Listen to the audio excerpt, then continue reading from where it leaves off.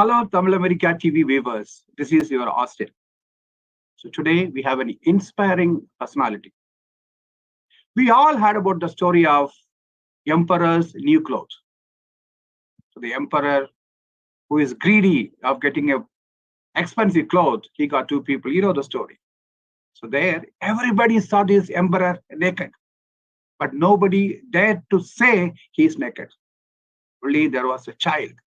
The child yelled and screamed and said, "Oh, emperor is naked."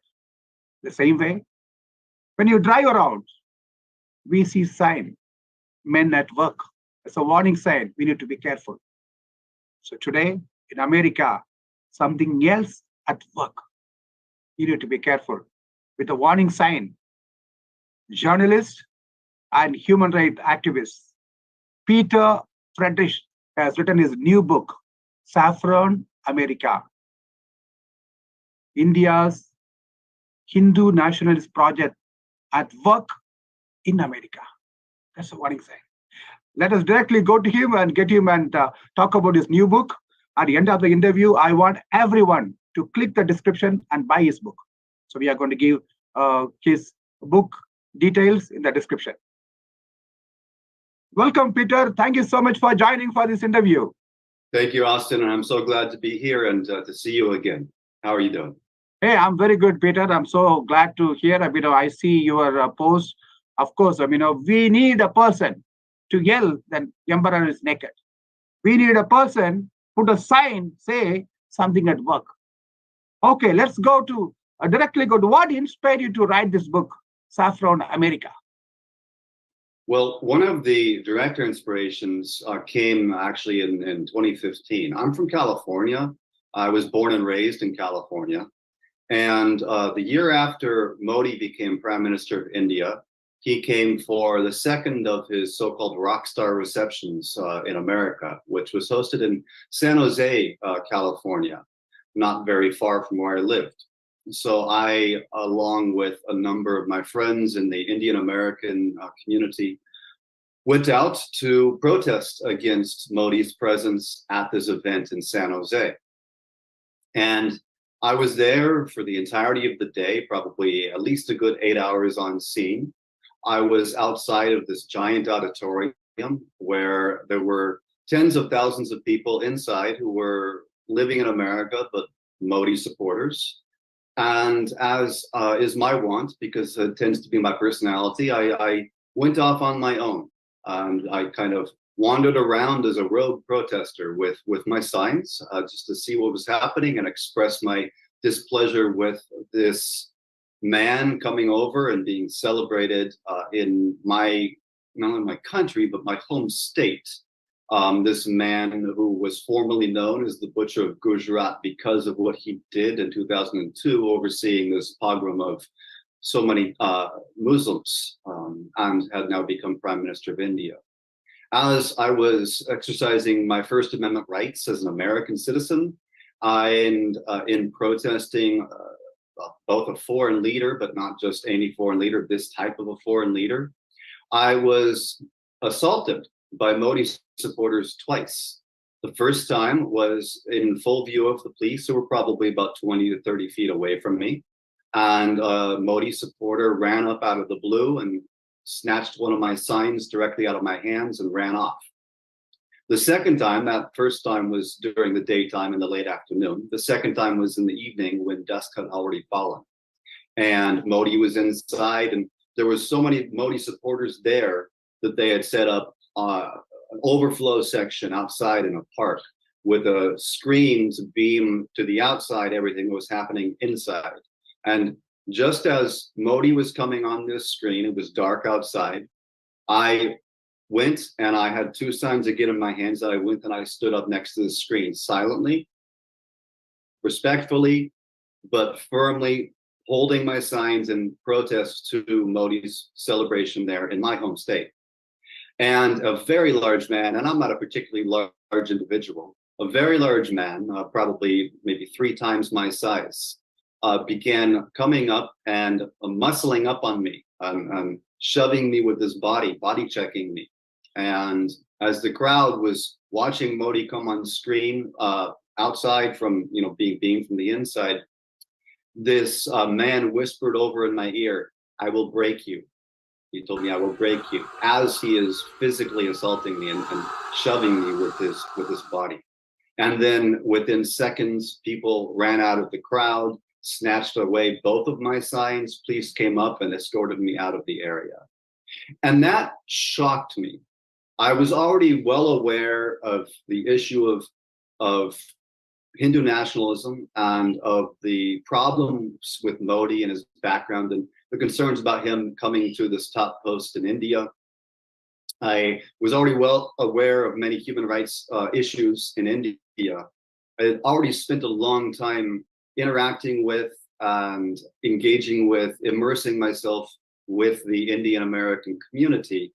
But for me, as somebody that was born in California, not just my home country, but my home state, exercising the First Amendment rights, which I cherish, to protest against a foreign leader and a foreign leader who's accused of engaging in mass slaughter of minorities in his country, to be treated that way, assaulted twice, threatened, and to the extent the police had to escort me away, was a real wake-up call.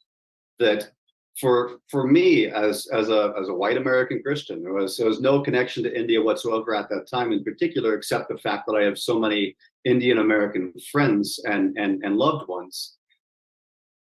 It made me realize that it was time to start digging in a lot deeper to the issue of Hindutva, that is Hindu nationalism, to the background of Modi and the organizations that he springs from, that is the BJP, his political party, and the RSS, the paramilitary organization which groomed Modi to the position that he's in now. And from there to begin examining how it could be that there is such a huge support base for Modi here in America, in my home country, even in California, my home state. And so I set out to do that. Sorry to hear about the assault. Even now, today, I saw a video of a man assaulted in the UK and during a parade. And that's very, very unfortunate, right?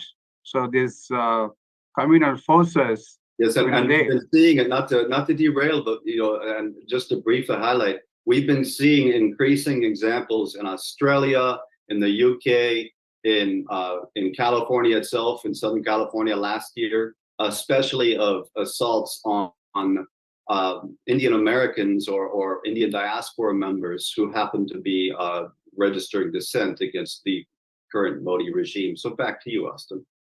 Thank you. Thank you, Peter, for sharing that. Peter, when did you first observe the influence of this Hindutva ideology in America? And, they are at work. When did you find out this America, being saffronized? I would say it began around about 2018. In 2018, this World Hindu Congress, so-called, was hosted in Chicago. And this event, the WHC, was organized by Hindu nationalist entities in America, primarily the VHP America, which is the US wing of the VHP in India, which is the cultural or religious wing of the RSS. This event was being hosted by them. This event featured speakers from the VHP America, speakers from the HSS USA, which is the American wing of the RSS back in India. It also featured as its keynote speaker the chief of the RSS back in India, Mohan Bhagwat, who ended up coming over and speaking at the event. But in addition to that, it featured quite a number of American politicians who joined as not just attendees, but also speakers at this Hindu nationalist event, which was taking place in Chicago. People like Congressman Raja Krishnamurti, people like then Congresswoman Tulsi Gabbard was invited actually to be the honorary chair of the entire World Hindu Congress event, to be the honorary chair of this Hindu nationalist event being hosted in America. She ultimately backed out due to pressure, but there were a number of state legislators there, people, many of them whom I talk about in this book, people, if I recall correctly, like Padma Kupa from Michigan, Neeraj Antani from Ohio, and others, some of whom braved extreme pressure from people urging them to disassociate from this Hindu nationalist event, and forged ahead and joined it anyways. And so that was one of the things that really turned my attention to the concentrated efforts of the American Hindu nationalist movement. And from there, I was invited out to Chicago to participate in sustained protest against the event. And I joined the University of Chicago panel speaking about it and about what was happening in India, increasingly at that time in 2018, under the Hindu nationalist regime. And I was almost immediately targeted in a couple of articles that appeared in, as I recall, major Indian media, digital media outlets. I think the print, for instance, may have been one of them, written by American Hindutva sympathizers, as well as by an American Hindutva sympathizer, a college professor at a college here in America, who also wrote an article about me. I was immediately targeted for protesting this event in Chicago, and accused of all kinds of things, but I was called out as a rabble rouser because I dared to raise my voice against American Hindu nationalism, American Hindu nationalist events taking place. From there, I, in that same year, turned my attention to this Congresswoman, Tulsi Gabbard. And I was alerted about her by one of her constituents out in Hawaii, who had begun tracing the money trail and wanted to warn me about it, and suggest that I try doing my own independent research and see if the money trail that they suspected was in place of tracing money from Hindutva affiliated personalities to this Congresswoman really was a money trail that held water. And I began doing that. And from 2018 onwards, I have not turned my head to look back. I have continued diverting almost my entire energies full time to researching, documenting, and exposing this network of Hindu nationalist entities on their influence in America, how it's served as a support base for the rise of the regime back in India, and now a propaganda mouthpiece for the regime back in India now that that regime has taken power. And after 2018, ended up as one of my first real deep projects, wrote a full comprehensive expose of Congresswoman Tulsi Gabbard, documenting from A all the way to Z in about 18,000 words, everything that she had ever done that I could uncover to interact with the Hindu nationalist entities, both in America and in India, to take money from people that belonged to those entities, to push policies in US Congress that supported the Hindu nationalist agenda back in India, and so on. And then from there, I ended up being referred by the grace of God, by a good friend, to this major progressive, forward-thinking magazine in India called Caravan Magazine. I worked with them, and by about August of 2019, so I guess that will be 4 years ago this month, ended up publishing a cover article in their magazine about Tulsi Gabbard, and then continued from there on to do everything else that I could to uncover whatever else there was to uncover about this issue. It was a very good journey, Peter. Let us jump into your book called Saffron America. Could you please tell our viewers, right, if they buy the book, what they can expect, how you organize the book, what's the content flow, what they can expect? Yeah, the book is organized into 4 parts, Austin. So the first part is called The American Song Parivar. and Song Parvar, as I'm very careful in this book to preface, but to introduce everything in such a way that you don't have to be an Indian, you don't have to be familiar with any of these issues to understand what's going on, what's being talked about. Everything is slowly introduced. So I introduced this subject or this term of Song Parvar, which means family of organizations, and which is the catch-all term to describe this whole shadowy network, spidery network of Hindu nationalist groups, with the RSS at the top, and then others like the BJP or the VHP or the Save International, or et cetera, et cetera, et cetera. And I introduced that in this part one. I introduced the American Song Parvar, that is those Hindu nationalist entities in the US, which are direct corollaries of the primary Hindu nationalist entities in India, like the RSS in India. Here we have the HSS. In India, they have the BJP as the political party. Here we have the Overseas Friends of the BJP. In India, they have the VHP, the cultural wing of the RSS. In America, we have the VHP America, and so on and so forth. And this first part, the American Song Parvar, introduces this whole big picture idea of the Song Parvar, of this family of Hindu nationalist organizations, and then highlights and really kind of offers a summary introduction, chapter by chapter, to each one of the major ones which are at play in America, primarily the HSS, the VHP America, the Overseas Friends of the BJP, and Save International. From there, part two is about US politicians tied to Hindutva. And this part is really kind of the core of the book. It goes through chapter by chapter all of the real key politicians around the US who over the past several years have had deep and intimate ties with Hindu nationalist entities in this country.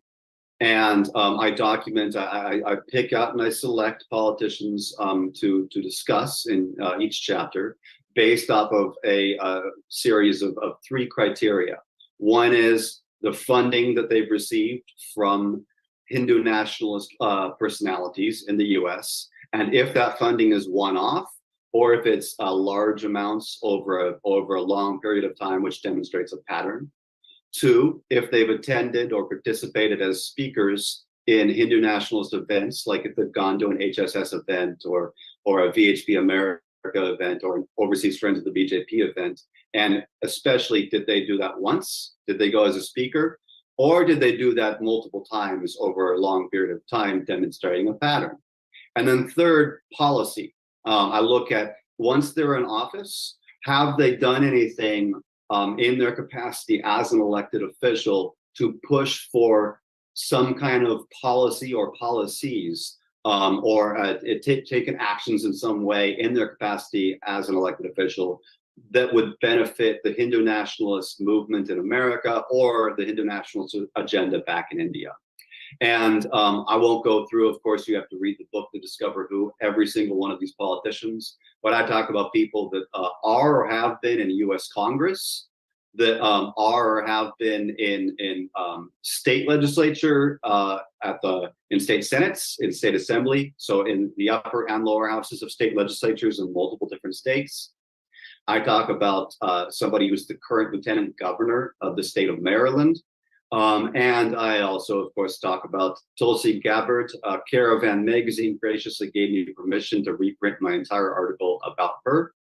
And then from there, part 3 out of 4 is about Hindutva and the White House. And so I go through, especially over the past couple of years, how the White House and the current Biden administration has dealt with and engaged with the issue of Hindutva.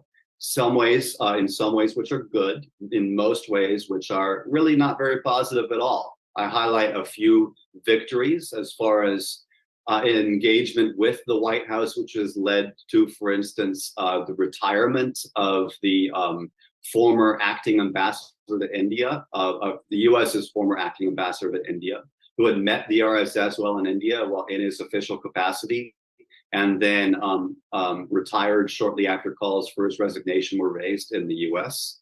But I also go through ways in which the Biden administration has, unfortunately, despite calls from civil society groups in America who are opposed to Hindutva, despite those calls to avoid appointing people in America who have ties to Hindutva, I talk about how the Biden administration has overlooked those calls, ignored them, and gone ahead and appointed these individuals anyways. I talk about who those people are, the background of those people, that proves that they are hardcore, long-term personalities involved in the Hindutva movement, and so on and so forth. And I bring this all the way forward to just in the past 6 months or so, the appointment of a new ambassador, permanent ambassador to India, and talk about him and his promises, which are yet to be fulfilled, to make human rights a core part of India, or the US's engagement with India.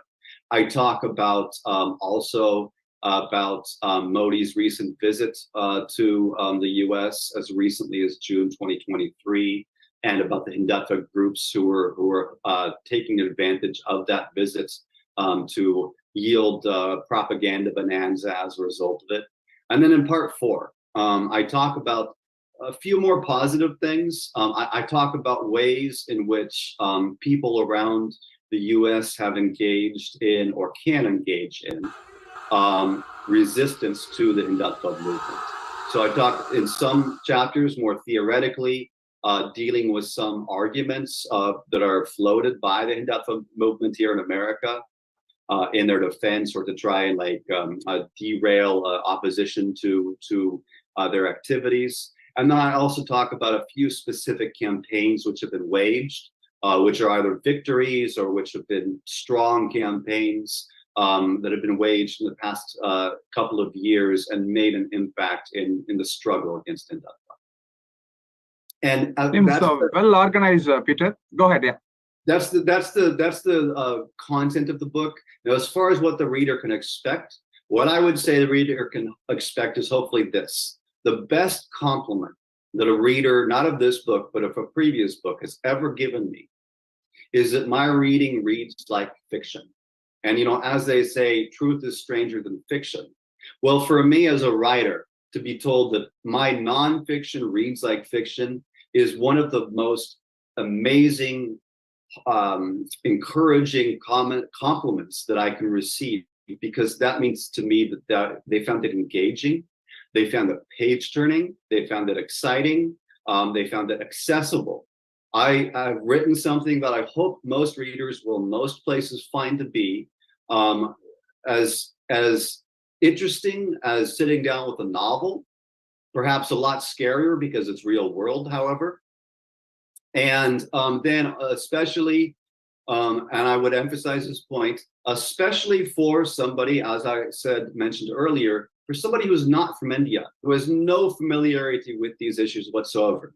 This is a book that you can easily get into and come away from having a very good beginning grasp, 101 about what is Hindutva, what is it doing in America, why is it terrifying what they're doing to India, and why is it terrifying what they're doing in America, and why should everyone who is an American, whether you're left-wing, whether you're right-wing, whether you're a Christian or a Muslim or a Sikh or a Hindu or an atheist, whether you're Indian or you're from Africa or South America or anywhere else in Asia, or you're born and bred in the US, that anybody who lives in this country should hopefully be able to read this book, quickly understand the significance of what's being talked about, how it impacts our country, and why they as an American should be concerned. Very well said. Left, right, or center, whether you are American or Indian, Indian American, or any other nationality. This is one-on-one. This is an issue. This is about an issue which should be of concern to every patriotic American. Yes. So viewers, who watch this, is a one-on-one on Hindutva at work in America.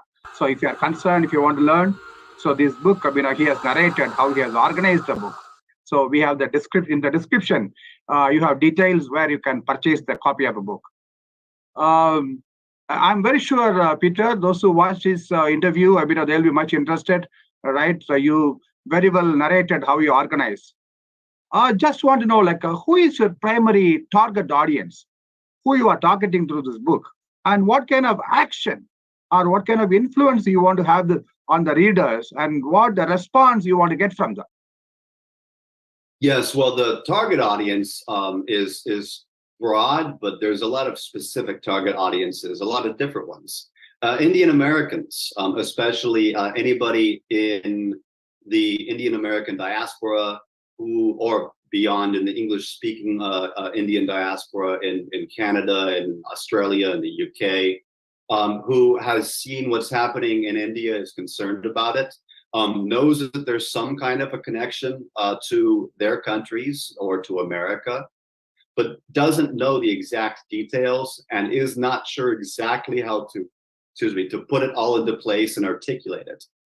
This is the sort of thing that if you're in the UK and you've seen, as we saw in Leicester last year, as we've seen in Southall just yesterday, I believe. If you're in Australia, as we've seen there, we've seen violent attacks on people who are anti-Hindutva. If you're in Canada, I have people on social media all the time messaging me and warning me, red flagging me, because there's members of parliament in Canada, for instance, who are linked to these types of groups, to the Canadian wings of the RSS and of the VHP, because it's not just in America. This Hindu nationalist family that's based back in India with the RSS VHP, etc., they have corollaries across many countries around the world, especially across countries like Canada, US, Australia, and the UK. This book highlights how they're at work in the US. And for anyone that's of Indian origin in the diaspora, especially in the English-speaking world, of course, this is the sort of thing that will give you a tool to begin to piece things together. And if you don't live in the US, help to work towards exposing the Hindu nationalist movement in your country.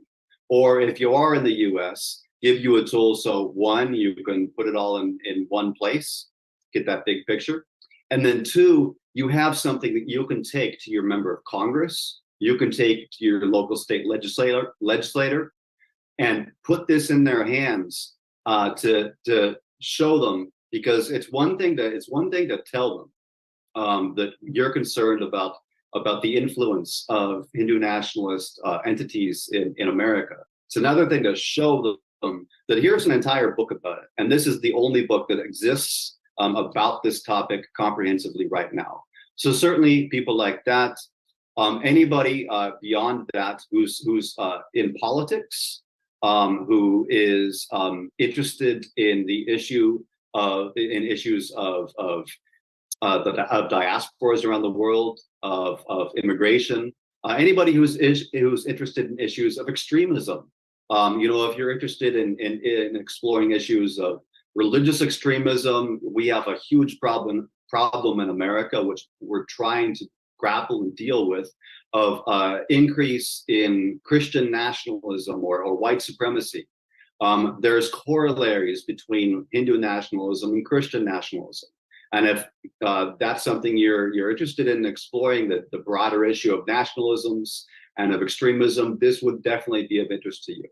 If you're a Christian who's concerned about the persecuted church abroad, well, this book doesn't touch specifically on what's happening to the church in India, but the church in India is the most persecuted church in any legitimate major democracy in the world right now.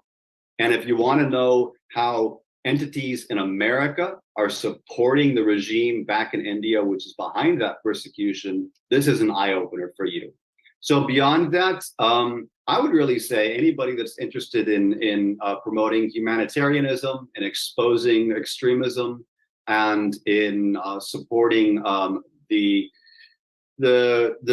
free and secular democracy of both India and America. And the last one I would say is anybody interested in the topic of foreign interference, because we've heard a lot about the issue of interference in US politics by Russia, interference in US politics by China, And yet nobody's talking about the issue of interference in US politics by India. It is a hidden reality. This book begins to peel back the mask and expose the reality of the interference of the RSS VHP regime in India, in American politics, and the interference in Indian politics of RSS VHP supporters who live in America. You have a very wide range of target audience, and people interested in extremism, people interested in foreign agencies interfering with American politics. So now, on this topic, there may be books, or there may be a lot of books. Why people need to choose your book and where they can buy your book? So, like, I want the viewers to hear from you where they can purchase a copy of your book. Well, the reason, if you're interested in the issue, especially of Hindu nationalism, and especially the issue of how the Hindu nationalist movement or regime in India rose to power on the backs of its supporters who live abroad. If you're interested in that issue, then you need to buy this book because it's the only book that exists about that topic. There is no other currently existing, comprehensive, popularly accessible book about Hindu nationalism in America, or about the way that the regime in India relied on that pillar of support provided by the Hindu nationalist movement in America. So if you're interested in that, this is a one of a kind. There's no other book like it. There's no competition on the market for that topic at the moment. Beyond that, now where the viewers can buy your book? They can buy it at Amazon.com if you're in America. You can buy it on Kindle as an ebook. You can also buy it in print. It's $20 to get a print copy. It's about 370 pages long, 30 chapters. If you live outside of the US, if you live in the UK, buy it through your Amazon UK store, Amazon Canada store if you're in Canada, et cetera, et cetera, et cetera. Buy it through your country-specific store. It's available in print and in Kindle or on Kindle, via Amazon, in Canada, the US, Australia, the UK, most of Europe, and as many other countries as possible that Amazon services. If you're in India, you can buy it as print on demand through poti.com, POTHI.com. Or, unfortunately, it's not available in print on Amazon India, but if you're in India, you can buy Saffron America, India's Hindu Nationalist Project at work in the US. You can buy it as a Kindle ebook on Amazon India.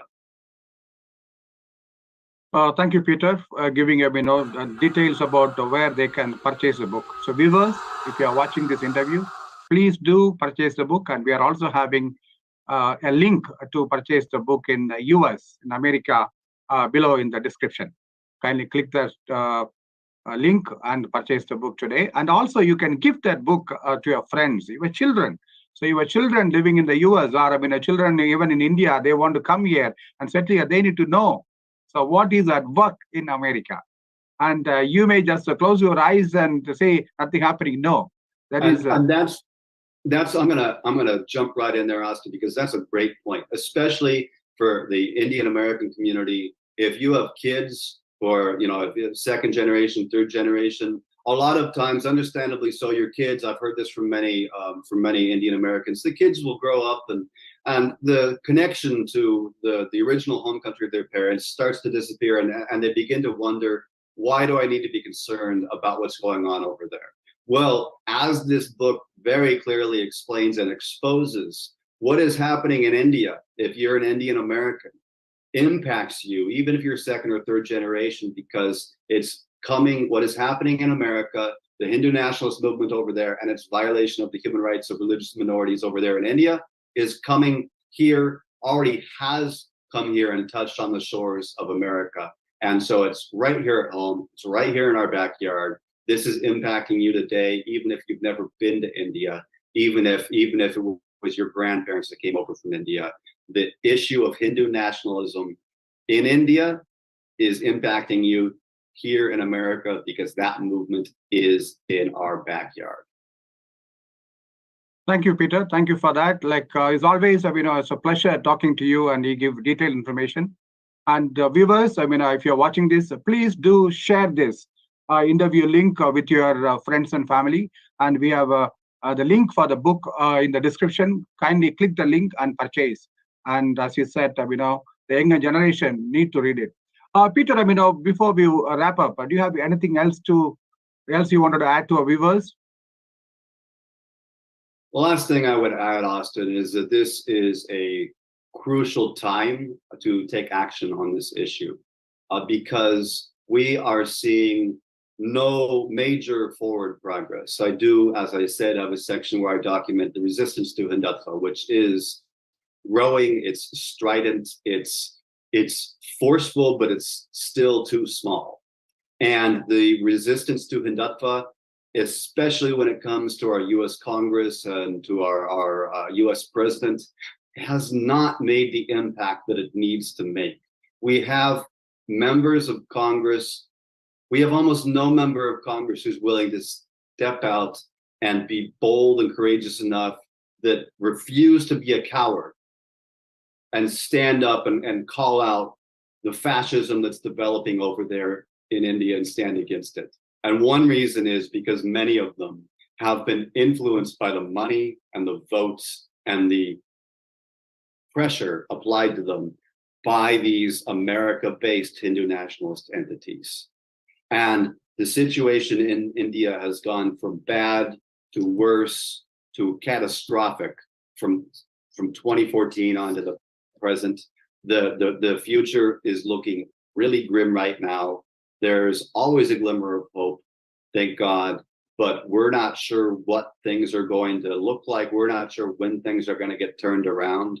And one way we can start, because we're living here on the other side of the world from India, literally in America, one way we can start is right here in our country, exercising our freedoms, our freedom of speech, our freedom of assembly, our freedom of the press, to expose and undermine that Hindu nationalist movement in this country, which has served as such a crucial support base, is still serving as such a crucial support base for that fascist Hindu nationalist regime in India, which is threatening to destroy, to exterminate, to slaughter thousands upon thousands upon thousands of religious minorities and anybody that dares oppose it.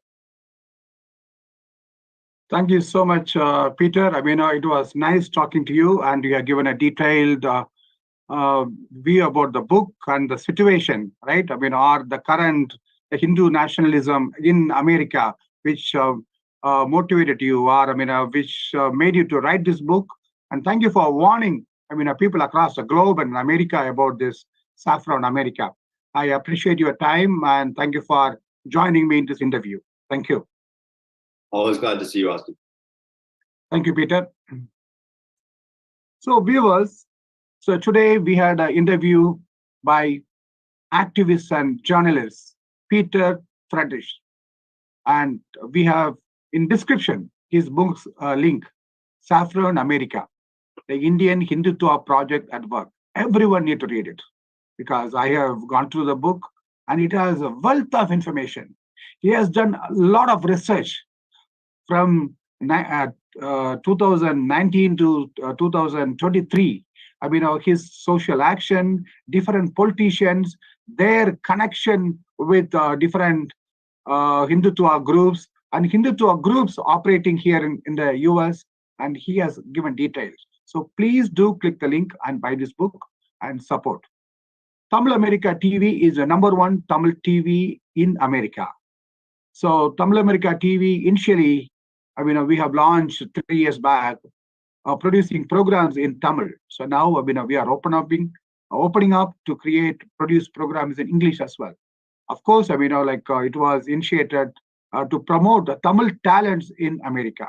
So now we have talk shows, we have panel discussion in English, and we are always a media partner for the oppressed and organization working for the oppressed. So if you if you are an organization working for human rights, if you are an organization working to defend democracy, defend humanity, we'll be always there on your side. So kindly support Tamil America TV, subscribe Tamil America TV. I'm looking forward to meet you all through another program. Nandri, vanakkam.